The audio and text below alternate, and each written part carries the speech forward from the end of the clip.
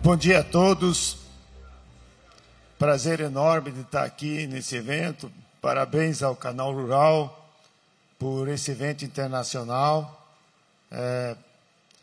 Parabéns ao ministro Fávero, ao secretário Perosa. Muito obrigado. Eu estou aqui representando o grupo de trabalho do B20, um grupo de trabalho que o Alexandre Furlan acabou de dar um enunciado sobre como a CNI está envolvido, a iniciativa privada, em sugerir ideias e propostas para o setor público.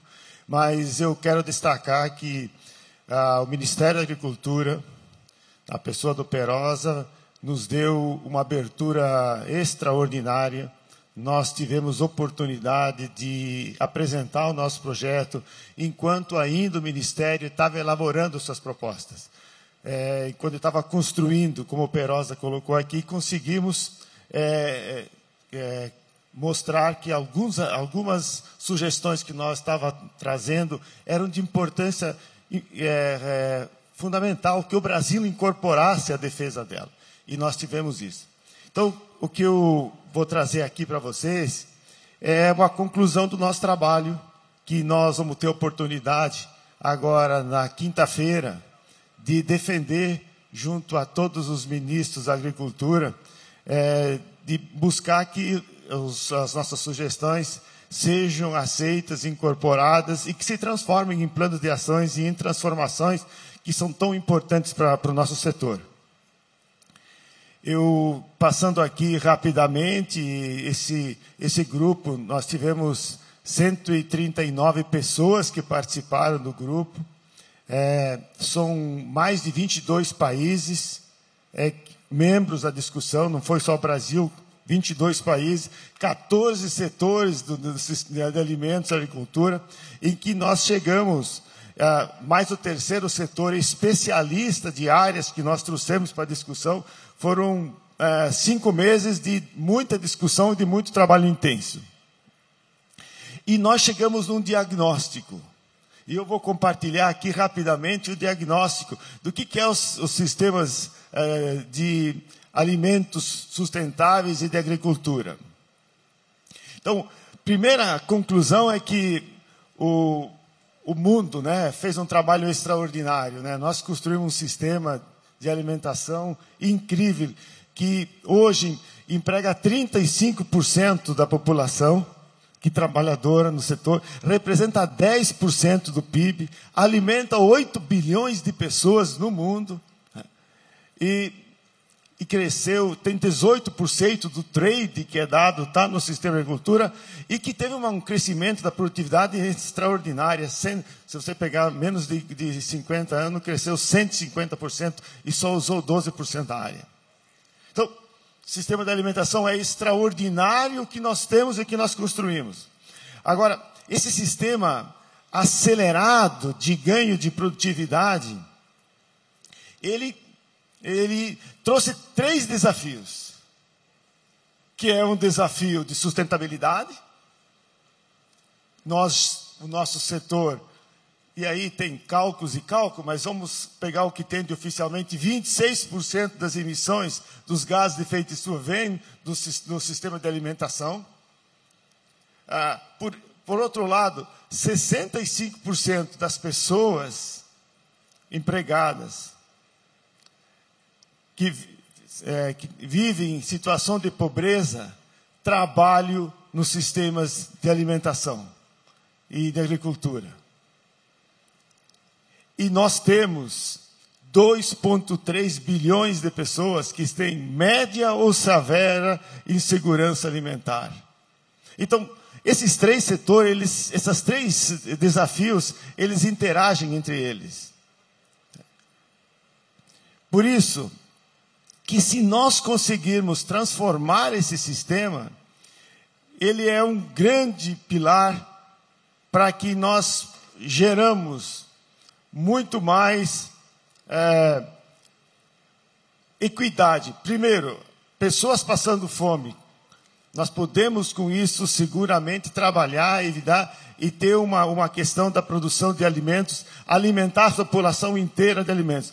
Porque, ao mesmo tempo que a gente fala que gente passa fome, nós temos um desperdício de quase 30% dos alimentos.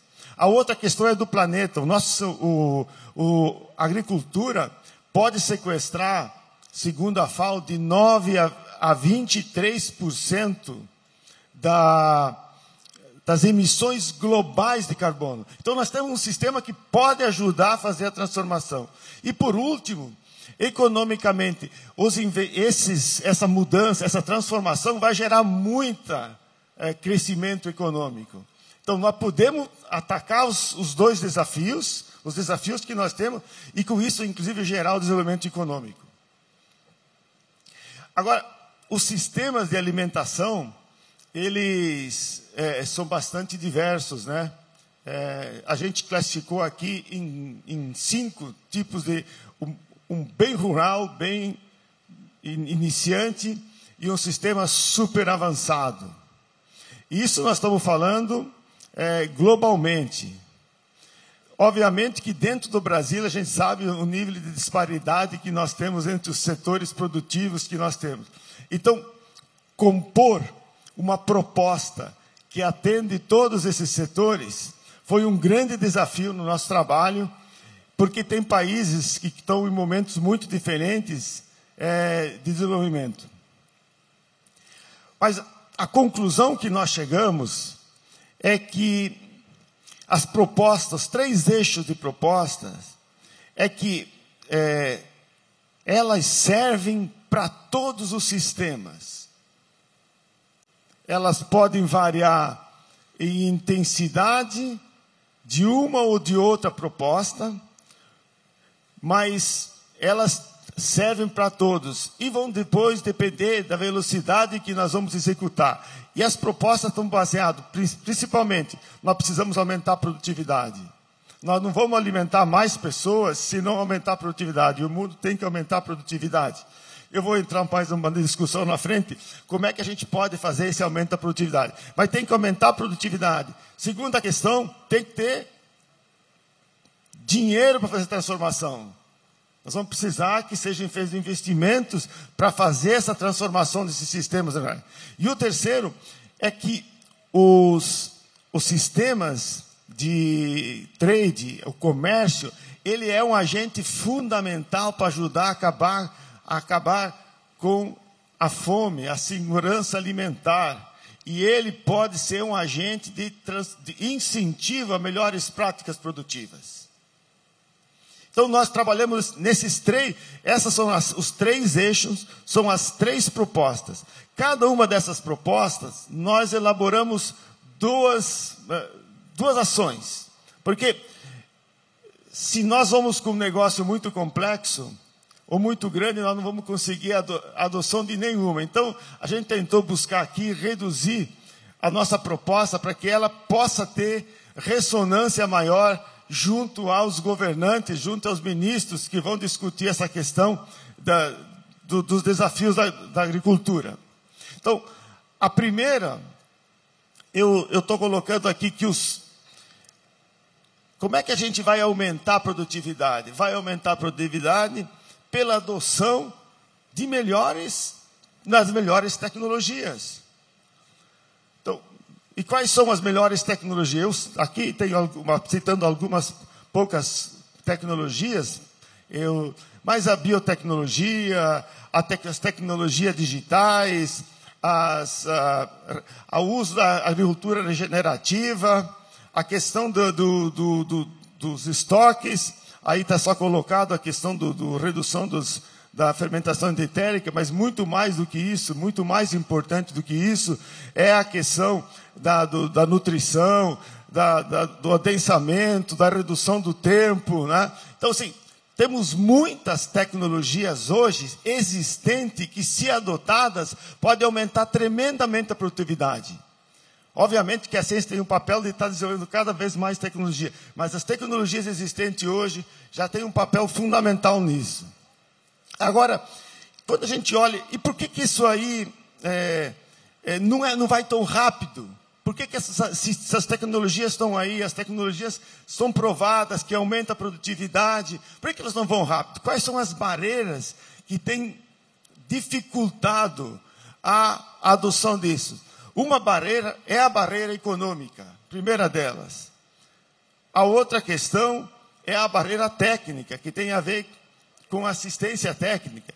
E a outra é a social. A pessoa tem que acreditar que fazendo isso vai melhorar. Então, essas três barreiras, se tratadas corretamente, se juntamente, elas podem acelerar a adoção dessas práticas e, ao mesmo tempo, aumentar a produtividade. Quer dizer, temos que produzir mais com muito menos. Aí, voltando ainda à questão do sistema do agropecuário, do sistema de produtividade, a gente veio, eu citei antes, que quando se compara um país desenvolvido com um país médio desenvolvido, a média entre o desenvolvido com o outro tem produtividade de 40%. Então, sim, o planeta é um só. Não adianta um só crescer a produtividade. A questão das captura das emissões, as reduções dos efeitos climáticos. O mundo é um só, o planeta é um só. Nós temos que fazer, o desafio é fazer o crescimento da produtividade de uma maneira mais igualitária. E a outra questão é que 70% dos trabalhadores da agricultura vivem na pobreza. Então, essa mudança, essa transformação do sistema, ela tem que ser inclusiva. Ela tem que fazer com que a gente reduza a desigualdade. Então, não basta simplesmente fazer o crescimento da produtividade. Tem que fazer de maneira inclusiva, que todo mundo participe, que todo mundo seja agente transformador. Então, por isso, a nossa primeira... deixa eu voltar aqui. Essa primeira, ela baseia, primeira dela, que nós precisamos aumentar a produtividade. Como é que nós aumentamos a produtividade? Nós aumentamos a produtividade com a adoção das melhores práticas, com a parte científica que tenha, com as inovações, com a assistência técnica para que eles possam saber como fazer e que essa mudança toda seja inclusiva, que todo mundo participe dessa mudança. Que seja uma mudança que permita que nós vamos ter um solo, uma produtividade maior e que os sistemas sejam mais resilientes, porque eles têm que não só produzir hoje, nós vamos ter que produzir para 10 bilhões, então não basta aumentar a produtividade, tem que aumentar a produtividade e aumentar a resiliência do solo. E por último, que nós incluímos todos os países nisso, e principalmente o pequeno produtor seja incluído nessa transformação. E a segunda recomendação nossa é a recomendação que tem a ver com a parte do financiamento. Eu falei que tinham três barreiras que impediam ou que redificultavam a aceleração. E uma das barreiras é a barreira econômica. Hoje, só 4% dos investimentos no clima estão indo para os sistemas alimentares e para a agricultura. E se eu fizer a colocação para os países em desenvolvimento, apenas 1,7%. Então, nós temos um grande desafio das mudanças ambientais. A agricultura tem um tremendo potencial de capturar carbono e só 4% dos investimentos contra as mudanças climáticas vão para a agricultura. Então, tem aí uma grande disparidade e uma grande oportunidade. E nós vamos precisar de dinheiro. Não se faz uma transformação desse tamanho que a gente precisa fazer sem dinheiro. Então, nós estamos falando, nos nossos cálculos aí, é de 300 a 350 bilhões de dólares que serão precisos para fazer essa transformação. Agora, E não é só estar o dinheiro disponível. Nós temos que fazer, eu falei que nós não podemos deixar de fazer essa mudança, essa transformação, sem a inclusão do pequeno produtor. Hoje, os pequenos produtores são responsáveis por 1/3 das produções globais de alimentos. Agora, qual é o grande desafio dos produtores? Adotar práticas regenerativas é sabido que aumenta a produtividade e aumenta o fluxo de caixa. Então, nós primeiro precisamos que eles tenham acesso ao crédito. Porque não basta o crédito estar disponível, ele tem que ter acesso. Muitas vezes nós temos um desafio que o cara não tem propriedade, ou porque o financiamento é muito pequeno, o sistema financeiro não tem interesse no financiamento. Esse é o primeiro. O segundo porcento é a taxa. Com que custo nós vamos financiar essa transformação para o pequeno produtor que vai fazer isso? E o terceiro é que precisa um tempo de maturação. Porque quando você começa a fazer o investimento, o início, o fluxo de caixa, ele é negativo. Então tem que ter tempo para maturação. E o último, tem que ter seguro, algum tipo de seguro, para que amortize, vamos dizer assim, algum desafio que possa ocorrer de uma perda de safra. Então, os sistemas financeiros, eles têm que entender que tem que ter esse sistema. Por isso que o nosso ponto fundamental que a gente coloca nisso é que a gente deve ter um sistema, construir construir um sistema que remunera os serviços ambientais. Então, o financiamento, parte disso deveria vir da remuneração dos serviços ambientais. Isso ajudaria a que a gente pudesse a conseguir fazer com que esse financiamento seja mais acessível e possível de fazer a transformação.